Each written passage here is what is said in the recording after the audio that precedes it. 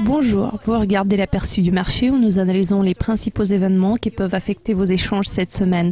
Propos recueillis par investing.com et présentés par l'équipe de Dukascopy TV.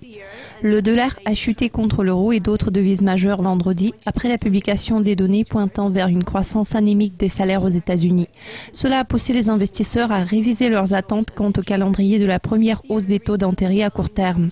L'euro a rebondi après ces données. L'euro-dollar a progressé à 1,0984 en fin de séance, s'étant apprécié de 0,47% en une journée. La paire a perdu 1,17% sur un mois. Le dollar a également reculé contre le yen et la paire dollar-yen s'est affaiblie de 0,23% à 123,84 vendredi soir, en reculant par rapport à son plus haut sur cette semaine à 124,57 atteint jeudi, alors les gains mensuels ont constitué 0,85%.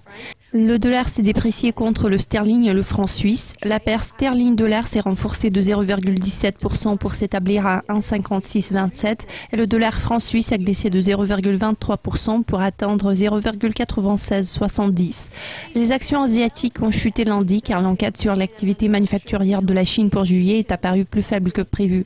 Les PMI manufacturiers en provenance du Japon sont apparus à 51,2 contre 51,4 en juillet et pour la Chine, l'indice market finalisé pour juillet a chuté à 47,8, bien en dessous de l'estimation flash à 48,3.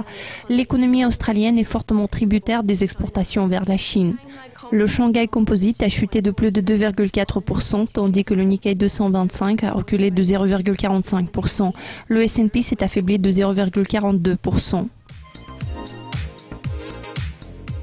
Les contrats à terme sur l'or ont légèrement progressé vendredi, affichant toujours la pire performance mensuelle en plus de 2 ans en juillet, sous le poids des attentes du relèvement des taux d'intérêt par la Réserve fédérale lors de sa réunion de politique monétaire en septembre. Le contrat d'août sur l'or coté sur la division COMEX de New York Mercantile Exchange a atteint un plus bas intrajournalier à 1079,20 $ l'once 3 vendredi, avant de rebondir pour clôturer la séance à 1095,10 $ avec une hausse journalière de 0,59%. Aussi sur le COMEX, les contrats à terme sur l'argent pour livraison en septembre ont progressé de 0,33% vendredi pour s'établir à 14,74 $ l'once 3 à la clôture des échanges. Sur une semaine, les prix de l'argent ont augmenté d'1,77%, mettant en terme à 5 semaines consécutives de baisse. Pour ce qui est du négoce des métaux, le cuivre pour livraison en septembre a glissé de 0,57% vendredi pour s'établir à 2,36 $ la livre.